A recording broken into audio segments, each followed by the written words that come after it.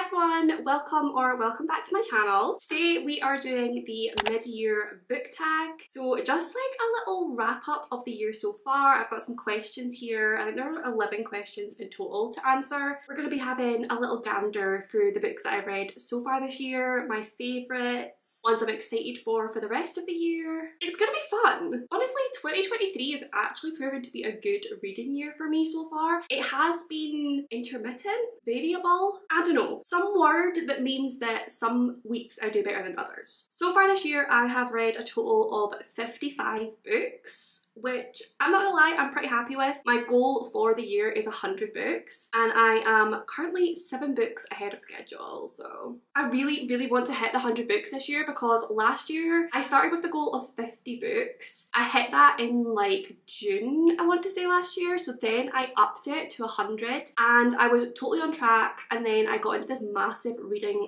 / life slump in like November, December time last year, and I ended up only reading 93 books, like 7 books away from my goal. So this year I am determined to hit it. As you all know, I have a tendency to ramble, so we're just going to go ahead and get into the questions. So the first question is the best book you've read so far in 2023, and this will probably shock no one, but it is The Atlas 6 by Olivia Blake. If you watched my videos recently, you will know that I have definitely gotten back into my fantasy era recently. I'm still loving my thrillers and my romance, but fantasy has got a new special place in my heart, and I read The Atlas 6 last month, I want to say, knowing that I was going to enjoy it. Like, I have been anticipating this book for so long and I knew it was going to be, I was pretty sure it was going to be a 5-star read, but I didn't anticipate quite how much I was gonna love this book. Like, this is a new all-time favourite. I absolutely adore Olivia Blake's writing. The plot and the magic system is so complex and yet so accessible at the same time. I was so heavily invested in all the characters. Like, we are following 6 different characters in this and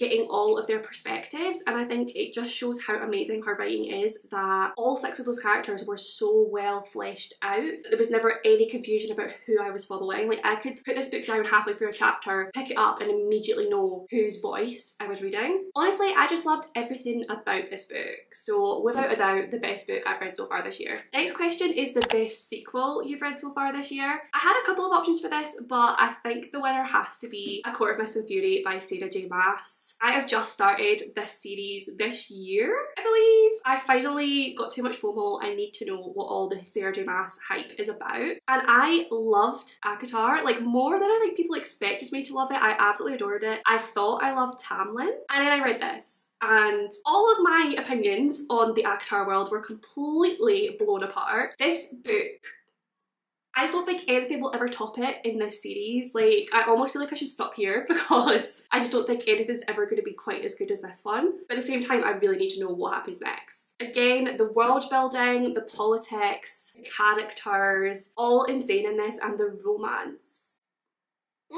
Sarah and Rhysand, like, their whole arc is just honestly living in my mind rent-free at all times. The next question is a new release you haven't read yet but want to, and I have a couple of options for this. I definitely need to read Fourth Wing by Rebecca Yarros. Everyone and their mum is raving about that book at the moment. I have insane FOMO. I need to know what all the fuss is about. I've heard that it's got like an amazing romance, it's got dragons, it's trials based, and everyone's just obsessed. Like, that book has blown up in the last couple of months out of nowhere, and I need to know why. Another one I definitely need to read is Happy Place by Emily Henry. I have only read Book Lovers by Emily Henry so far, but I absolutely love that book. I loved Emily Henry's writing style, and I've been meaning to read her other books since. Like, I own Beach Read, and then I Need People We Meet on Vacation, it's called, or You and Me on Vacation. I can't remember which one's the US title and which one's the UK title, but I think you know which one I'm talking about. And then of course I want to read Happy Place as well. I just feel like Emily Henry, once I'm caught up, is going to be an auto-buy author just because I loved her writing style so much, and I feel like her books are just those lovely cozy romances that are just so feel good.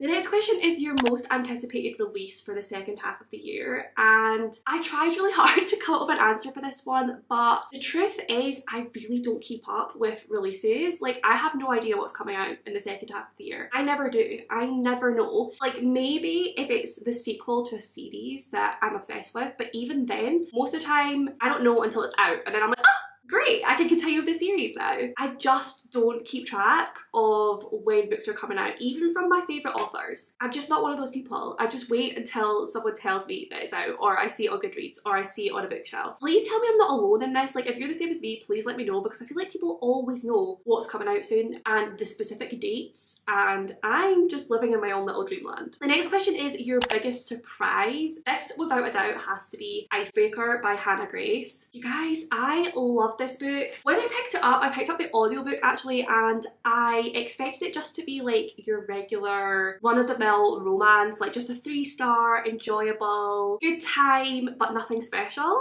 Oh my goodness, was I wrong. This is one of my favourite romances ever. It's actually quite high up there for one of my favourite books of the year so far as well. One of my favourite things about this one is that there is no miscommunication. I hate miscommunication, and unfortunately it does tend to be the reason for the third act breakup in any romance, and understandably so, because otherwise, like, what's really going to break you up for a little bit but still be forgivable so that you can get back together by the end. However, in this one, this couple communicate so well the entire way through, and I just loved reading that. It didn't irritate me at all, and honestly, some of the best smut I have ever read in my life. I cannot wait to read more books in this series. The next question is favourite new author, whether that be a debut author or new to you. This author is certainly not a debut, but is new to me.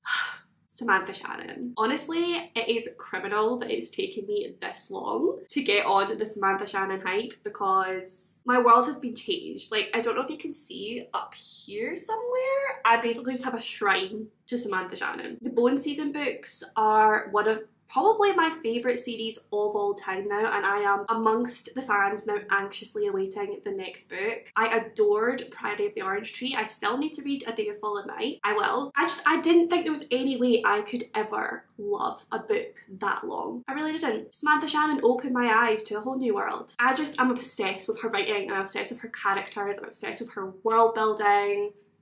The woman could do no wrong. The next question is newest fictional crush. And there have been many. There have been many this year so far. I have read a lot of good romances and fantasy romances. I've fallen in love with lots of new fictional characters, but there is one that just, honestly, there are no words. We're picking up this book again because it has to be Rhysand. I, for years, have always wondered who this Rhysand is that everyone always goes on about and obsesses over, and now I am one of those people. I am trash for Rhysand. We love a bad boy who has like a gooey centre, and that is Rhysand all over. He is just so hot. Like, I don't know how Feyre stands it, to be honest. He is the sexiest man. I was about to say on earth. In fiction, perhaps. I love him. I love him. The next question is a book that made you cry, and this has to be Forced Bonds by J. Bree. It's the 4th book in the Bonds That Tie series, and guys, I'm trash for that series. I love it so much. I still need to finish it, but I am in a severe book hangover from reading the 4th one, because the end of the 4th one had me sobbing. Honestly, I don't even want to think about it right now because I probably will cry. I haven't been able to pick up the 5th one yet because I am just not emotionally prepared, and I think there's a part of me that still hasn't quite accepted the ending of the 4th book. And if I don't read the 5th book, it's like it hasn't happened. I'm in denial, basically. Again, this is a matter of the author writing characters that I am so invested in. That's the only reason I'll ever cry at a book, is if I'm like so heavily invested in the characters and what is happening to them. And boy. If you've read the 4th book in that series, please let me know, and please tell me you cried too, because I'm still not okay. The next question is a book that made you happy, and that has to be Spy Family. I love these. I love this manga so much. I have read... Wait, have I read the 4th one? I don't think I have read the 4th one, actually. I've definitely read the first 3. Yeah, I think I've just read the first 3. And I am honestly obsessed with this manga series. If you've been watching my videos recently, again, you will have heard me talking about these a lot because they're my current obsession. I really need to catch up with the series, but again, I'm just like not quite prepared to do that because then I have to wait on the other ones coming out. The characters in this are just amazing. There is one particular character in this little girl who she just warms my heart. I love reading about her, seeing her little expressions on the page, the relationship between her and our main character Twilight.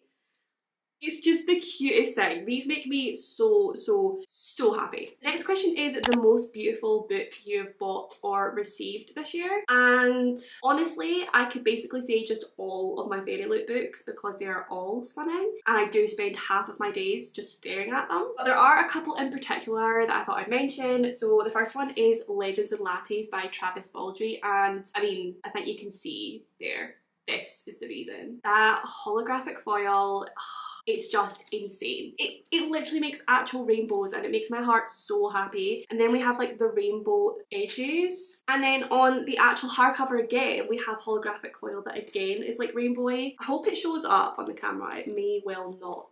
But look at it. If it is not just the most stunning book you have ever seen. Secondly, I have The Last Tale of the Flower Bride by Roshani Chokshi. Honestly, I'm obsessed with the entire book. Like, look at that foiling on the hardcover. Look at those end papers. Simply stunning, but my favourite thing about this book that again I just stare at all the time is those edges. Like, can we just...